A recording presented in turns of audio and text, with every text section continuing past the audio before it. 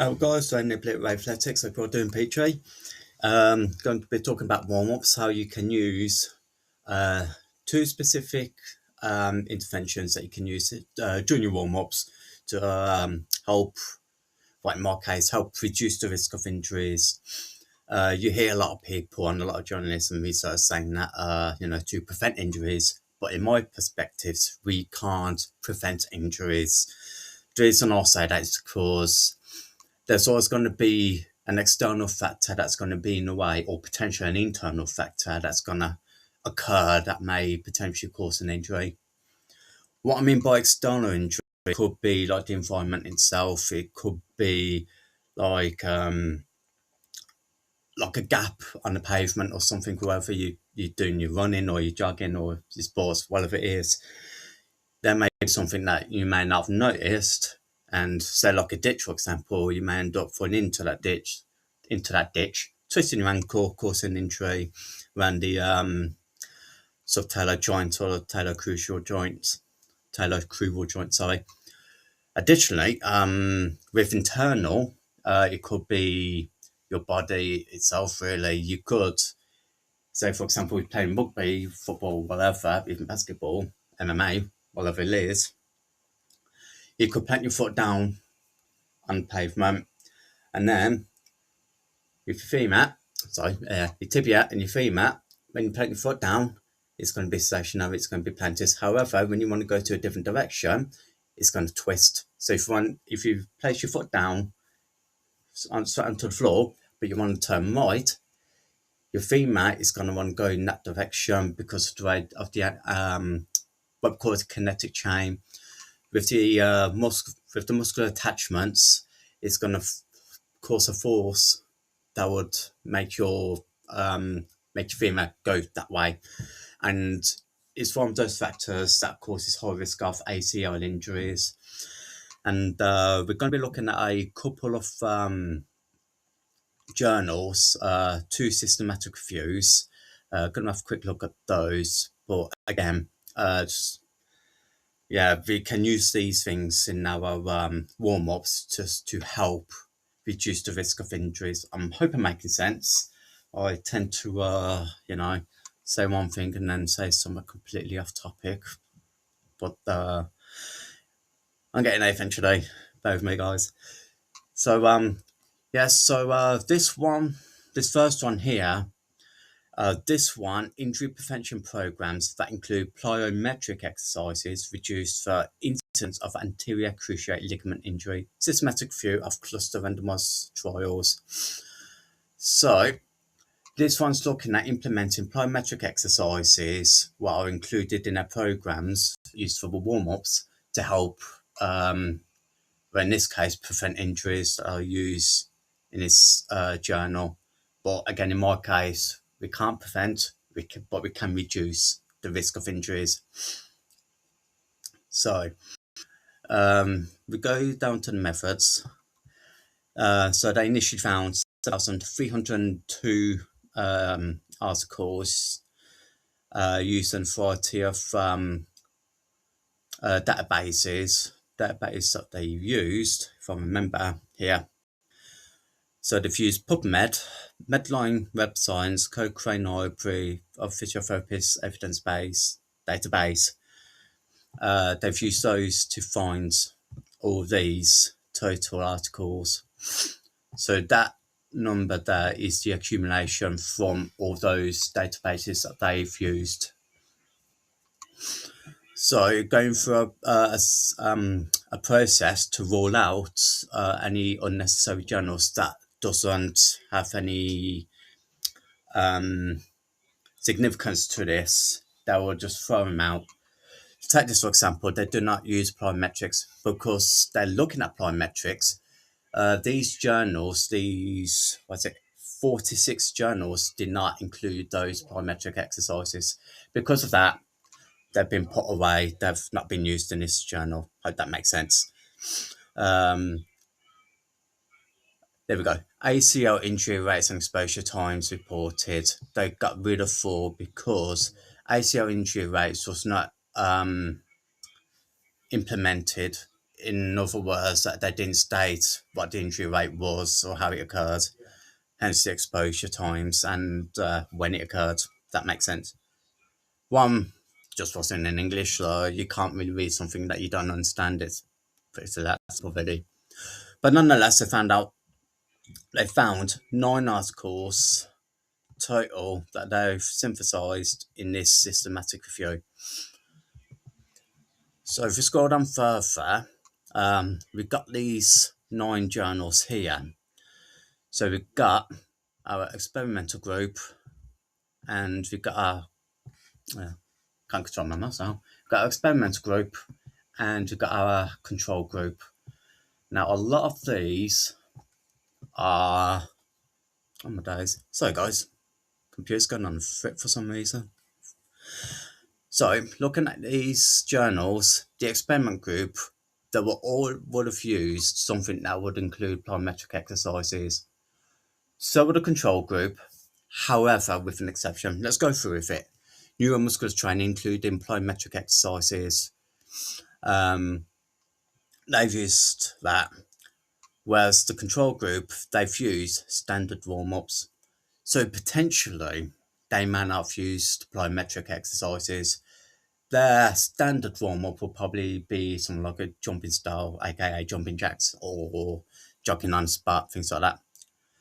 But the experimental group, they'll use something that will facilitate neuromuscular activation. What that means, in simple terms, is just activating the nervous system within the areas that's going to be used for whatever they're working on. So if they're working on upper extremity, the arms, for example, they'll use something that would include plyometric exercises that can activate the nervous system within the arms. One example could be like a wall push-up, pushing off the wall, for example. Plyometrics is an explosive exercise, sort of like jumping, sprints, things like that. So it's like a power-based exercise, but in plyometrics perspectives, it can be used more for warm-up rather than a full workout. So the intensity will be significantly reduced because we're warming up. We've got a FIFA 11 years plus. That's what that is, 11 plus. So it's from 11 years and over. Performed before and after training plyometrics. Okay. The control group also used the same. However, this one, I've done it, say, before and after. However, this one's only before training. However, it doesn't explicitly explain whether plyometrics was used in it.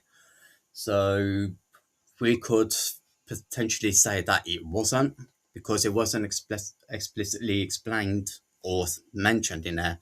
You can't really say that they've used it, but they might have done. That makes sense. PEP program, including plyometrics, and that's just standard warm-up again. Neuromuscular training, again, same as the top one. And this one's a structured warm-up program. In my mind, that one's potentially saying that these have been specifically designed for a particular activity. That makes any sense. So if they was doing, say, like football training drill or MMA training drill, whatever, basketball, there was specifically designed warm-up programs based on those movement patterns within that sport. That makes sense. And yeah, bog standard warm-up. This one's kind of a bit of an interesting one, aerobic warm-up.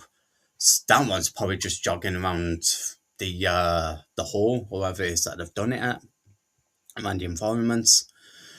Or it could be, again, just jogging spot. It could be burpees itself. FIFA plus IPP, including plyometrics. Okay. So yeah. So these are primarily using FIFA with 11 years plus and KISS IPP. And additionally, neuromuscular training. We've only had one structured one, but they've all implemented plyometrics. So scroll down to the conclusion, if we can find it. Might to here we go. So let's come in a bit more.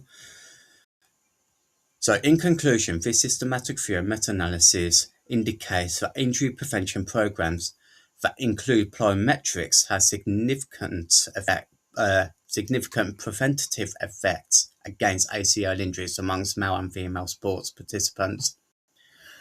So implementing plyometric exercises in your warm-up were significantly at 60% according to this journal. Sorry, gone a bit over my head. Gone a bit ahead of myself, sorry. Tell you what, let's read it all first, okay? So, yeah, they found that plyometric exercises have significant preventative effects against ACL injuries against both man and female participants. The results suggest that ACL injury rates reduced by 60% in teams that performed injury prevention programs that included plyometrics compared to teams that did not. So that's basically saying that 60% of ACL injuries was significantly reduced just for implementing plyometric exercises. So we're looking at the anterior cruciate ligament here, which is based in the knee, which sort of comes across from laterally to medially within the knee joint. And that's stated that that's been it's been prevented or reduced, it's been reduced by 60% in teams that have done it in comparison to the individuals or the teams that have not used it. So if I was to put this in layman's terms, those who did plyometrics, the reduction of ACL injuries significantly dropped to 60%. However, those that didn't do plyometrics, they've had a high risk of injuries of about 60%. That's what that basically is saying. So this could be used in players prevention programs, which I would also recommend myself as well. This next journal, another systematic review, injury prevention programs that include balance training exercises reduce ankle injury rates among soccer players. Systematic review. So this one's looking at balance training to reduce ankle injury rates. Common injuries within the ankle is usually the deltoid ligament, which is kind of like, that's my foot there, so that's my right foot. Deltoid ligament will be on the inside of the foot, if that makes sense. But also, from the lateral or the outside perspectives of the ankle, you've got a calcaneofibular ligament that could potentially get sprained. But we've also got the peroneal tendons that run across and under the foot, which could get injured as well. So you could get peroneal tendon tears. Excuse me. I will speak English eventually, guys. So this one, they have used 9 studies again on this one. Let's find it again. So they synthesized 9 studies in this systematic review, and they found a total of 5,372 based from find their I got their data from, their information. Here we go. And pass it again. We'll find it. Okay, so they've used Cochrane Central Registration Control Trials, PubMed, Web of Science, and the Physiotherapy Evidence Database. So they've used 1, 2, 3, about 3 or 4 databases, according to what I can see there. So using those 3 or 4 databases, they found as a cumulative of 5,372 database research journals that potentially was potential for this systematic review. They've removed 48 of them, according to this. 39 was excluded due to balance training was not included. Injury rates and exposures was not reported. Authors did not represent data necessary for inclusion studies. Not in English, and compliance was not reported. So they've, out of their 57 that was eligible for this systematic review, they synthesized only 9 because those are the only ones that fitted the criteria for the systematic review. If you're interested in reading these, I will put them in the link down below. So if you're interested, you can read them for yourselves. Excuse me. So here are study characteristics, the studies that have been used. So this one thing I forgot to do in the previous one was looking at these participants. This one's just 280. So they've used quite a significant amount, especially this last one here, which we'll get to later. However, this one used FIFA 11 plus programs before and after. This one's done it the same. However, it was only before the training. Second one, soccer-specific neuromuscular training programs include dynamic stretching, eccentric strengthening, agility, jumping, and balancing exercises. So this one included quite a lot. And when we refer back to the previous systematic review, it does have jumping, which is plyometrics. It's an explosive function, again, to facilitate enhance and so activate neuro activation and neuromuscular activation, things like that. Standardized warm-up, static and dynamic stretching and aerobic components for home-based stretching programs. So this one is home-based, and using static and dynamic could potentially argue that there may be some plyometrics in there, but it's just your box standard jumping jacks running on a spot, things like that. Further on, targeted exercise programs including balance exercise use on the balance board, okay, and balance pads. Okay, so use different types of equipment for balancing specifically with both and single legs. Okay, so they do it unilaterally, one leg, and bilaterally using 2 legs. Neuromuscular training, Nordic hamstrings, Nordic hamstring lowers, and groin strength training. So this one's more strength training than it is actually like a warm-up, in my opinion anyway. Is resisted running. Actually, I'll come back to that in a sec. Neuromuscular training again, balancing, all that stuff. Yeah, same as the other toes. Balance on that inflated hemisphere and Romanian deadlift. Okay. Resisted running using elastic bands. Okay. Balance training, FIFA, just going down on the experimental group here. And on the control group, it's been used, they used aerobic, warm-ups, jogging, static stretching, soccer skill practice, standard condition exercises to develop balance training, okay, standard warm-up, use typically aerobic exercises, aerobic again, standard warm-ups. So it's all just standard and aerobic exercises with some resisted exercises done in it, like this resisted running one there. And there was another resisted one, I think there was, wasn't there? Yes, Nordic hamstring and groin strengthening.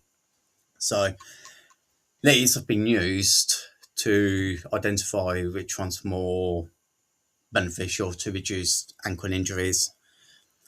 So their conclusion, here we are on it, isn't I? Lucky me. I've got on me. In conclusion, this is the first level 1 meta-analysis to show that balance exercise alone or combined with an injury prevention program led to a significant reduction in ankle injuries in soccer players. In addition, it is the first meta-analysis to set out the effectiveness of injury prevention programs that includes balance training exercise in preventing ankle injuries among male and female soccer players.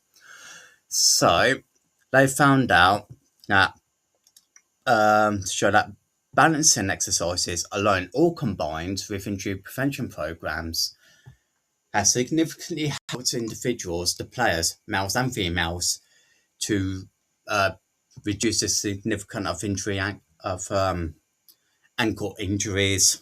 Get my words up.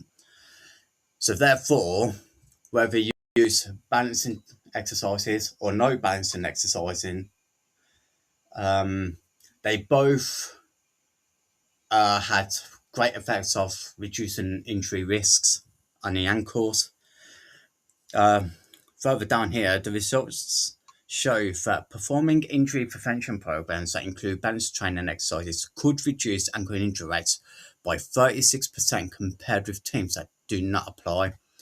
So similar to the plyometrics, approximately 36% of ankle injury rates can be significantly reduced from injuries compared to ones that will not implement balancing training. That makes sense. So if you did if you did some form of balance training in your warm-up, that would approximately give a 36% injury reduction for your ankles. If you don't do it, you have like about 36% injury likelihood of causing an injury for your ankles. I hope I'm making sense. But despite that said, that they both signified that they both can prevent injuries, there is a potential that including balancing training would reduce it by 36%. So it's a good idea to implement it because it has that chance of reducing or preventing the risk of injuries. I kind of sounded like I contradicted myself there, because it says preventative. They also state reducing injuries. Again, in my perspective, you can't prevent injuries because there's always something that's going to potentially cause an injury. That's my opinion anyway. You can't prevent injuries, but you can reduce the risks of it. So when we're looking at these two articles, we can state that implementing plyometrics and balancing training in your warm-up could approximately at a total of 96%, because remember it was 60% in plyometrics and 36% in the ankle. Putting them both together, there's an approximately of a 96% injury prevention or injury reduction when you implement both plyometrics and balancing exercises. So does that make sense, people? I hope it does. If I can shorten it for you, if you want me to do another video, I'm more than happy to do it down. Just let me know down beyond in the comments, and I can do that for you. Not a problem. So, in fact, let's go through it briefly. Plyometrics can significantly reduce ACL injuries by 60%. Balance training can potentially reduce it by 36% of your ankle injuries. So it's a good idea to implement both of them to get a total of approximately 96% of a total injury prevention. I hope that makes sense. I hope that did make more sense. And I hope it actually clarifies what these articles and what I'm trying to say as well. So guys, that would be that for this video. I'm going to add one little addition to these articles. Well, for your warm-up really. Implement plyometrics and implement balance training. However, I'm going to say go full range of motion. Reason for that is because you're going to target the whole muscle fiber, the whole tendon, the ligaments, the nervous system, vascular system, nerves and veins, things like that. Additionally, it's going to warm up the synovial fluids within the joint capsule, they get more, what's the word? Lubricated, that's the word. And that's going to help with more function within the joints itself. Second one I'm going to mention as well is go full range of motion. So sorry, I think I just mentioned that. Let me start again. Go full range of motion. Again, you're targeting muscle fibers, tendons, ligaments, nervous system, veins and arteries. So full range of motion. And secondly, do different directions. So if you're going to go, let's say anteriorly, you're going to go forwards, which would be more in the sagittal plane, go more to the side as well. Sorry, no, if you're going forwards, you're going more into the frontal plane. Going side, you're going sagittal. So you want to try and get more circular motion so we can get the full McCoy drill. We can target all the structures, all the muscles, because otherwise we're just going to be isolating them, and isolation can potentially lead again to injuries of other tissues that are not being warmed up.